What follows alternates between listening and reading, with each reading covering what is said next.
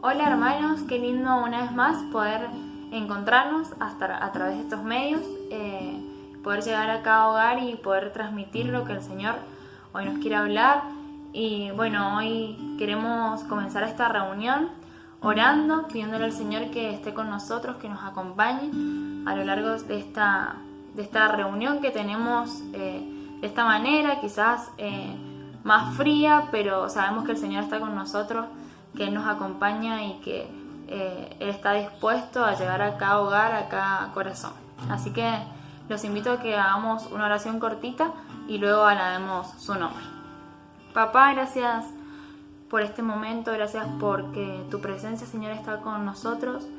Gracias, Señor, porque, Señor, podemos llegar a cada hogar. Gracias porque, Señor, tu presencia siempre está con nosotros, nos inunda, nos abraza, Señor, y en estos tiempos complejos, Señor, donde quizás las distancias, la lejanía, Señor, nos pone mal, te pido, Señor, que vos estés abrazando cada corazón, que estés llenándonos de tu presencia, Jesús, y te pedimos, Señor, que esta palabra, Señor, que hoy se va a transmitir, llegue, Señor, a cada hogar, Señor, a cada vida, para transformarnos, para ayudarnos, para acompañarnos, Jesús. Sabemos que vos sos un Dios de amor, Señor, que todo lo sabe. En vos esperamos y sabemos que vos siempre, Señor, cumplís tus promesas. Así que esperamos tranquilos, confiados en que vos, Señor, vas a orar en nuestras vidas, Jesús. Muchas gracias, Señor. Nos predisponemos, Señor, a abrir nuestro corazón y a alabar tu nombre. Amén.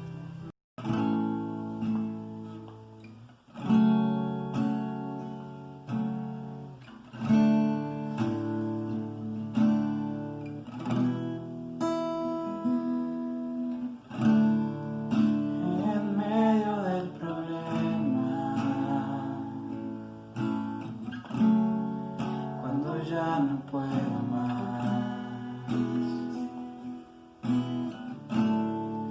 Confiaré en tus promesas, suficiente me será.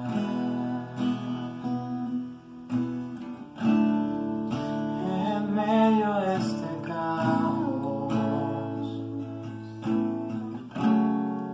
cuando no puedo entender,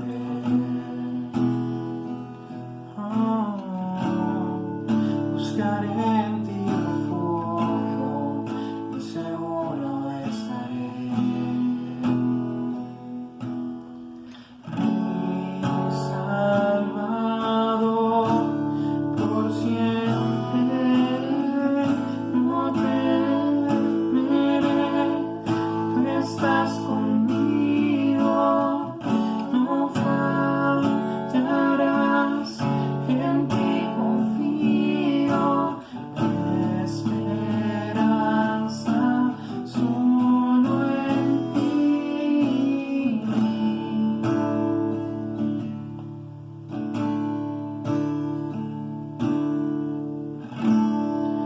Quebrantada en el silencio,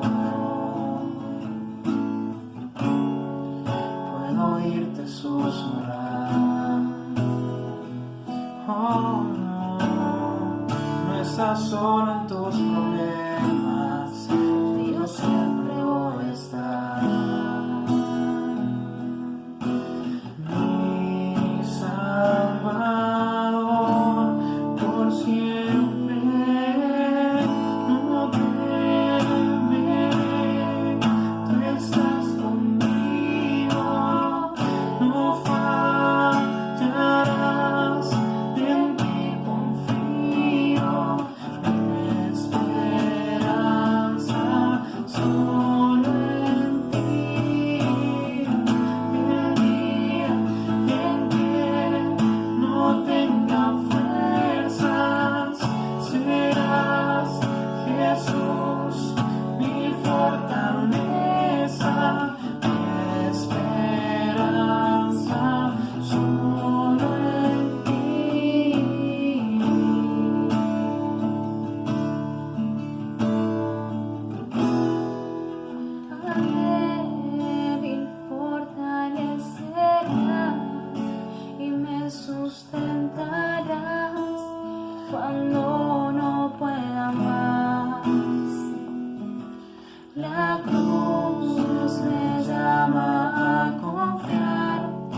amor es sin igual, siempre me saciarás.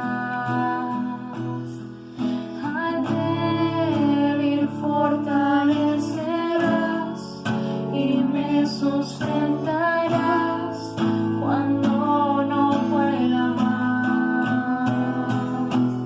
La cruz me llama a confiar, tu amor es sin igual, siempre me saciará.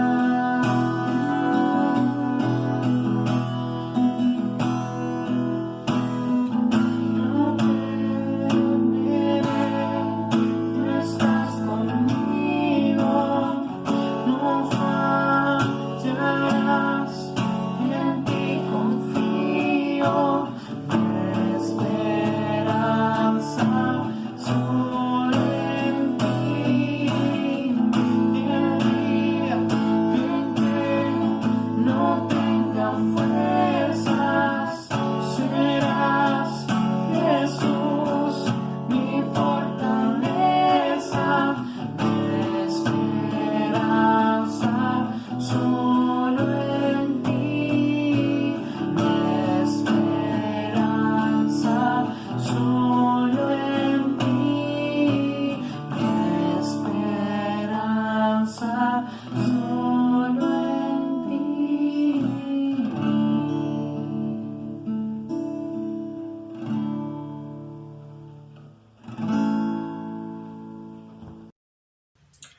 Hola, ¿cómo están queridos hermanos y amigos que nos siguen esta serie a través de las redes de YouTube?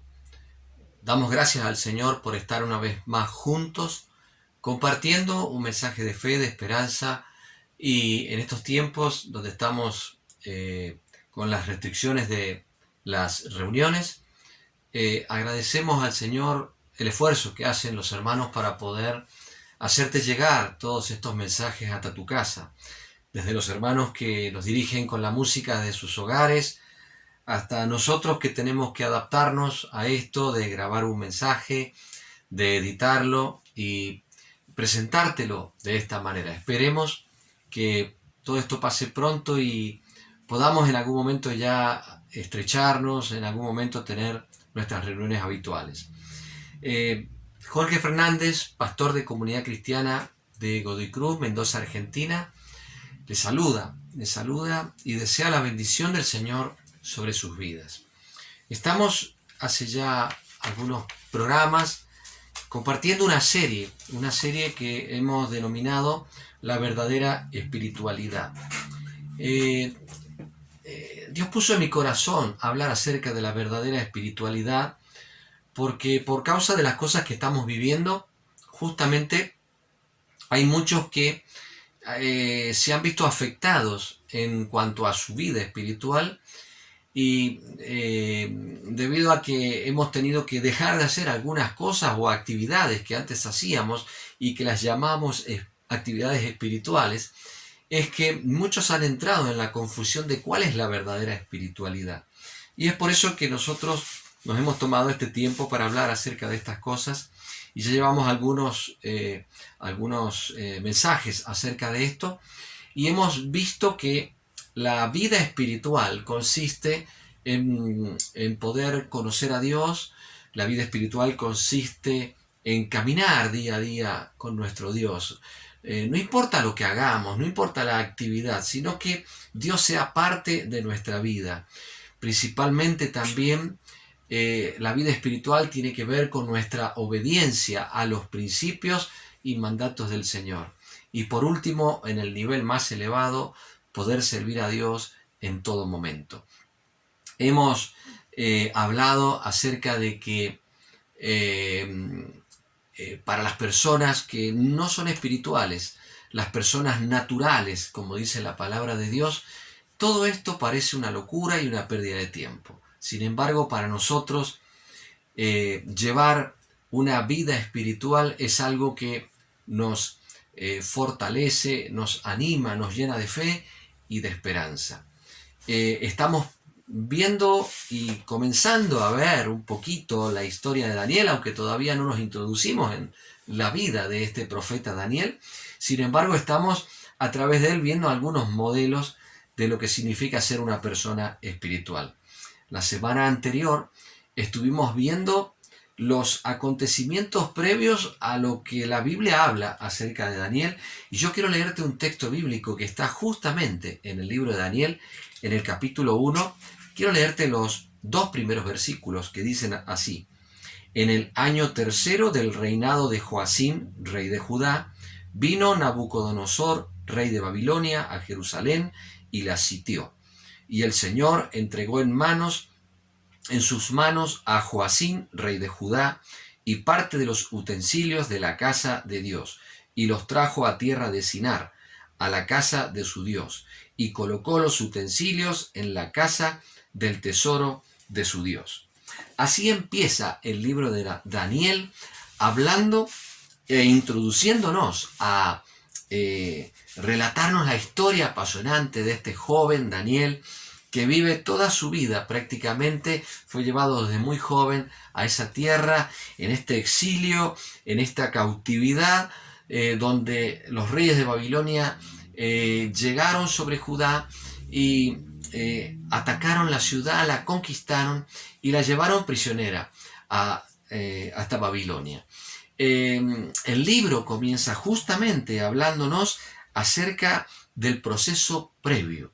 Y nosotros la semana pasada estuvimos hablando acerca de que el pecado trae siempre consecuencias, y el pecado es el paso previo a que los juicios de Dios, la corrección y el castigo de Dios pueda venir sobre las naciones.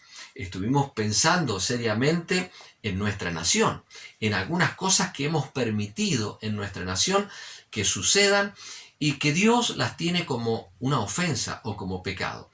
Y si nosotros no nos arrepentimos a tiempo de estas cosas, no podemos más que esperar en algún momento los juicios de Dios.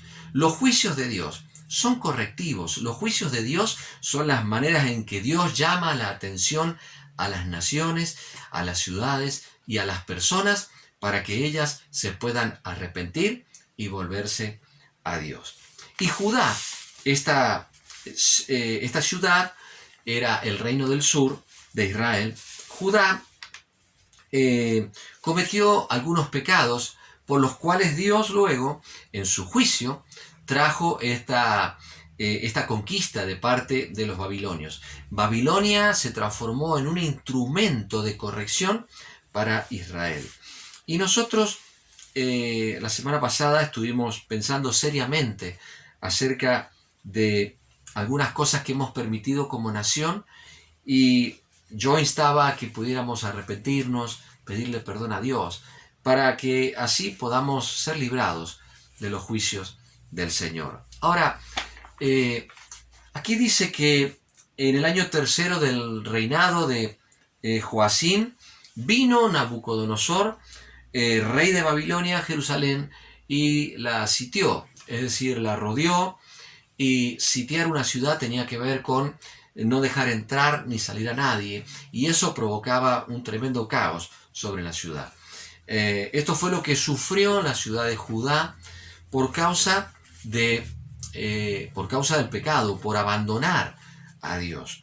Y así nosotros hoy nos vamos a meter un poquito en los pecados de Judá, para poder entender por qué Daniel comienza su historia apareciendo en Babilonia, siendo que él era un joven que vivía en Judá. ¿Por qué él tiene que vivir toda una vida ahora prácticamente en una tierra que no es su tierra, lejos de toda su familia, lejos del templo donde él adoraba a su Dios? ¿Por qué él tiene que pasar por estas situaciones y vivir toda una vida de crisis, una vida en una nación lejos de Dios, en una nación que no honraba a Dios? ¿Por qué Dios permitió todo esto? Judá, aunque el libro de Daniel no menciona los pecados de Judá, sin embargo, cuando nosotros leemos otros libros que nos hablan acerca de cómo vivieron los reyes, cómo eran aquellas personas que gobernaban esas tierras y los errores grandes que cometieron dejando y dando la espalda a Dios.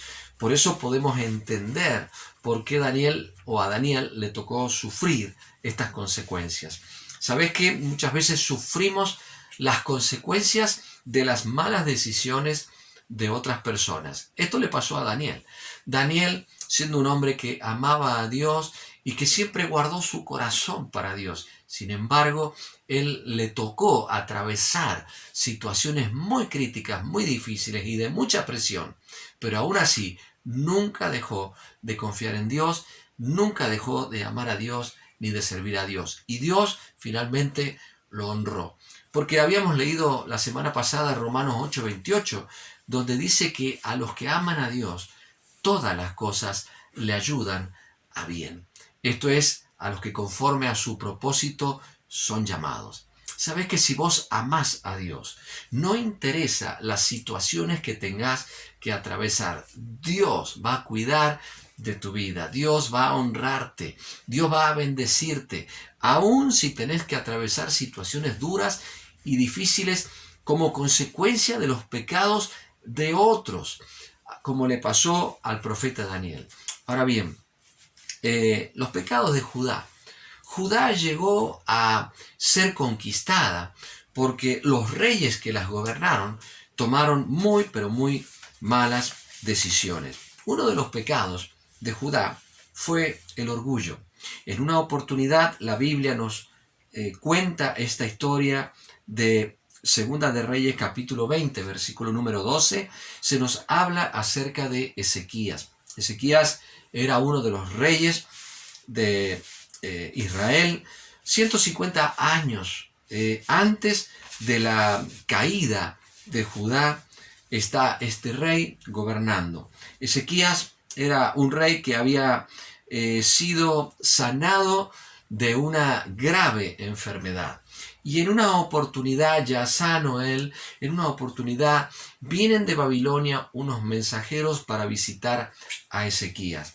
Y este rey, en vez de aprovechar esta maravillosa oportunidad de dar testimonio público de su confianza en Dios y del poder de Dios que había sanado sobre su vida, él, lejos de esto, lo único que hizo fue, en su orgullo humano, jactarse de todas las cosas que, entre comillas, él había logrado en su vida.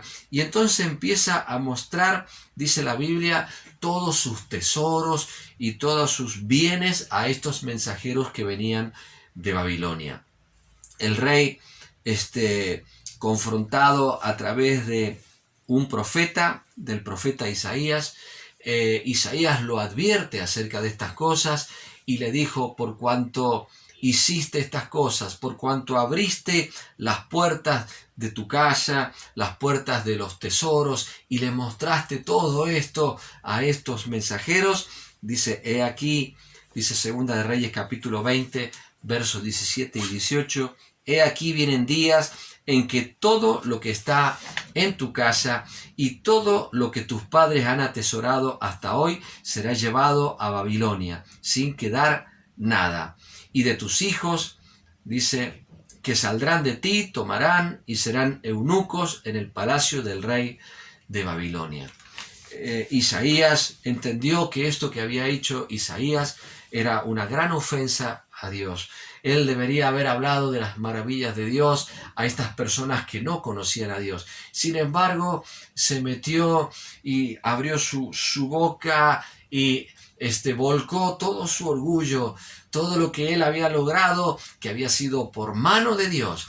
Él lo hizo como suyo y se lo mostró, y se mostró la grandeza de sus tesoros a estos mensajeros. Dios lo tomó como ofensa, y Dios, a través del profeta, le dijo de que tarde o temprano todo eso que él había mostrado iba a ser llevado a Babilonia. Los principios de dolores habían empezado a ser anunciados, las cosas que iban a acontecer, y aún así, Isaías, lejos de arrepentirse delante del profeta que vino a hablarle acerca de estas cosas, Lejos de esto, él dijo, bueno, pero ¿cuándo va a suceder esto? Y cuando le dijeron que iba a ser dentro de un tiempo, él se consoló pensando en que él no lo iba a sufrir. Ni siquiera pensó en los hijos y en los hijos de sus hijos, que tendrían que ser aquellos que iban a sufrir estas consecuencias. Así es el pecado para muchos. Así muchas veces cuando alguien es confrontado con su pecado, muchas personas, lejos de arrepentirse, lo toman tan livianamente. Por eso nosotros en estos tiempos advertimos acerca de la necesidad que tenemos de arrepentirnos frente a los pecados. Quizás nosotros como nación hemos pecado contra Dios y quizás muchos de nosotros hoy estemos atravesando situaciones que tienen que ver con el juicio de Dios, que tienen que ver con la corrección y el castigo de Dios por causa de los pecados. Pero nosotros necesitamos no endurecer nuestros corazones, ni mucho menos justificarnos, ni mucho menos echarnos las culpas unos a otros. Tenemos que arrepentirnos, aún pedir perdón a Dios por los pecados de nuestra nación, que ni siquiera han sido pecados directamente nuestros. Pero ¿sabes qué? Esto es algo y es un común denominador del ser humano. Siempre nos justificamos y siempre decimos que fue el otro y que nosotros hoy sufrimos por causa del otro. Y esto es algo que traemos por naturaleza. Nosotros tenemos que dejar atrás eso y arrepentirnos de nuestros pecados y pedir perdón a Dios por nuestros pecados y por los pecados de aquellos que nos han precedido y por aquellos que en nombre nuestro como nación han tomado malas decisiones y han arrastrado a nuestra nación hacia las consecuencias que muchas veces atravesamos todos. Tenemos que arrepentirnos. Fíjate vos que el tiempo pasó sobre Judá y luego Ezequías dejó su reinado a el que le sucedió, que era Manasés, su hijo. Y Manasés, lejos de mirar lo malo que hizo su padre, todo lo contrario, en vez de acercarse a Dios, al conocer la historia de lo que sucedió, en vez de pedir perdón a Dios, lo que hizo fue añadir otros pecados en la ciudad. Y él fue una persona muy idólatra, una persona que le dio la espalda completamente a Dios. Y él permitió que en la ciudad se erigieran monumentos y altares a otros dioses. Edificó, dice la palabra de Dios, en 2 de Reyes 21:3, dice que él adoró a todo el ejército de los cielos. Su corazón se inclinó en adoración al ejército de los cielos. Empezó a mirar otras cosas antes que a Dios y empezó a adorar a otros dioses. Adoró, dice, en lugares altos, levantó altares, dice, a Baal. Baal era un dios conocido de la tierra de los cananeos.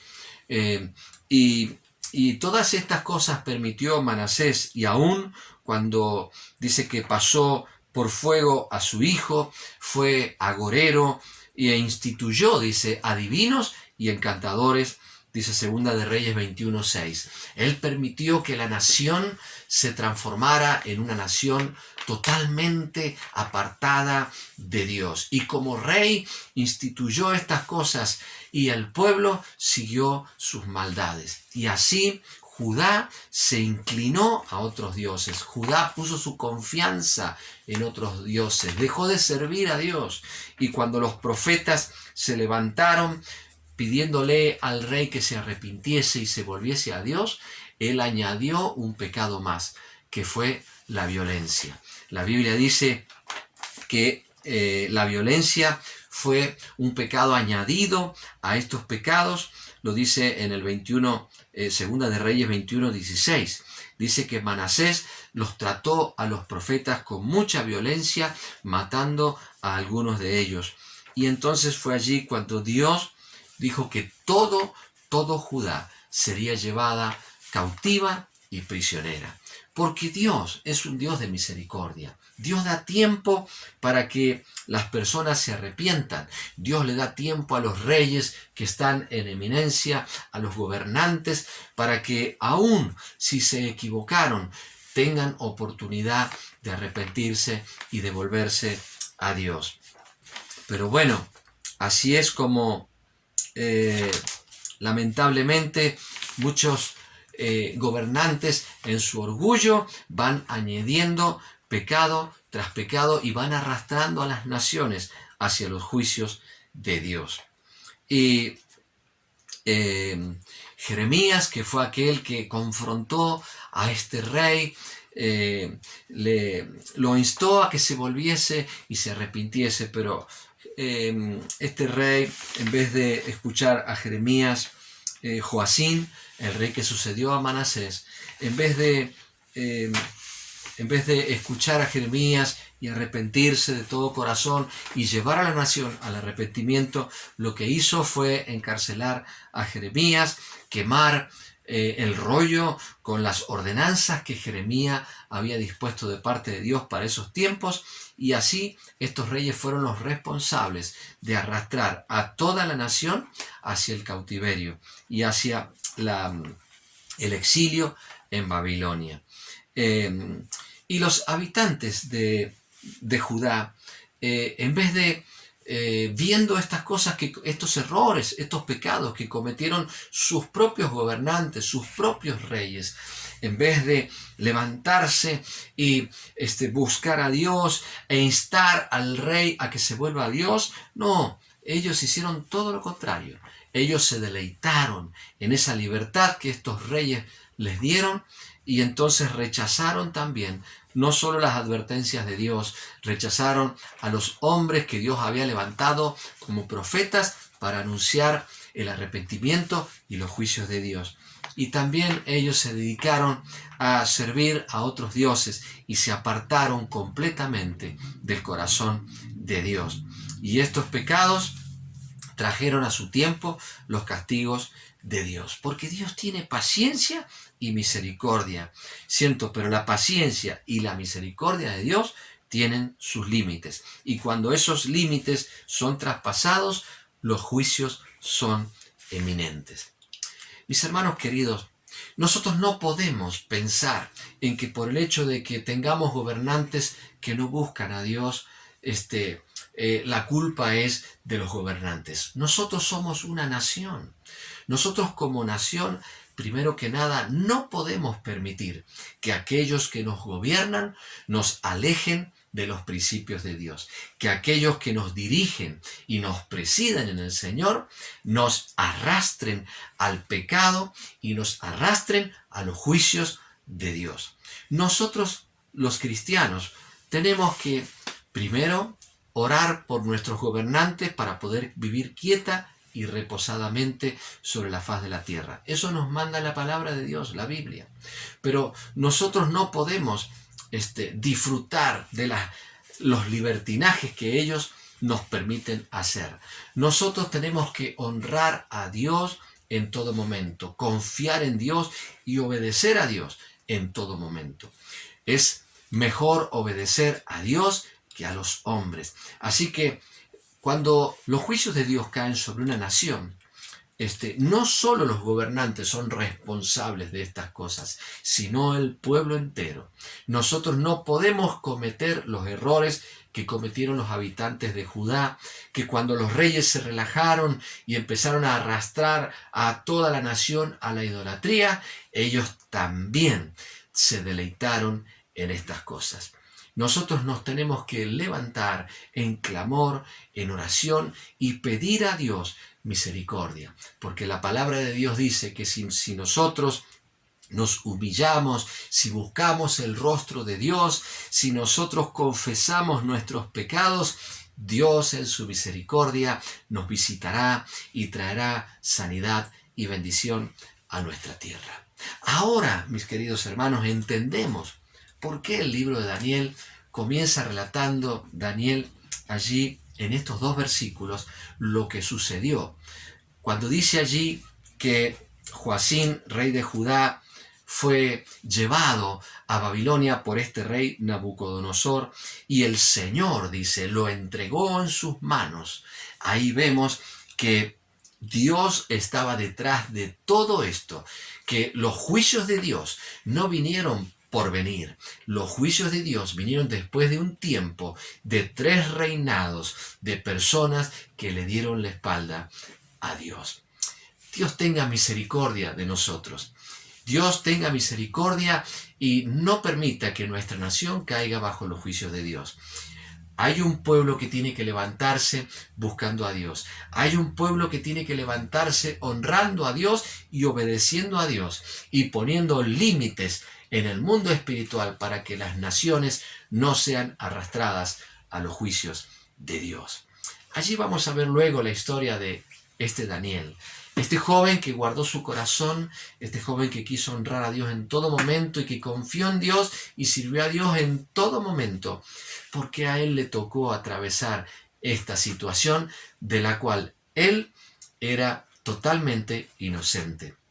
Pero una vez más te recuerdo este pasaje. A los que aman a Dios, todas las cosas les ayudan a bien.